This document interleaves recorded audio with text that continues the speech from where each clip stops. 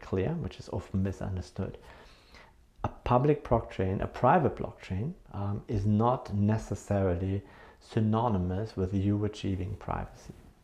What a private blockchain really is, and usually the way it's thought about as a permission blockchain, is that you limit who can access the blockchain, who can use it. The details of how information is written and shared among the participants or node in those blockchains will determine the level of privacy.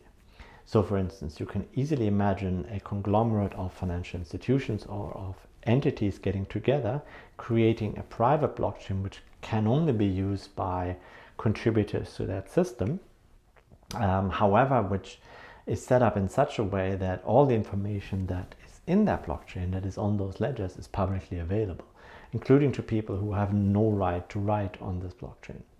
You can make it so. You can have it in a different way. Even if the information is not publicly visible, it's a question of whether it would be visible to other nodes. And if not, what protections are there for people? So let's put this very differently. It's not clear what the level of privacy in private blockchains is.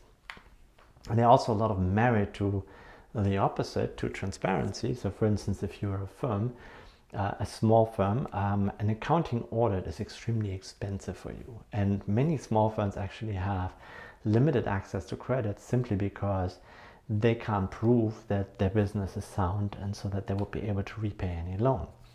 And in fact, an accounting audit costs an enormous amount of money that may be well too much for most small corporations to go through. Now, if they could record their sales and other pieces of information credibly on a blockchain, then the audit would be much easier and much, much cheaper. So in other words, there are some provisions, and for some firms that may be a huge advantage to reveal some of the information that they have on a public ledger.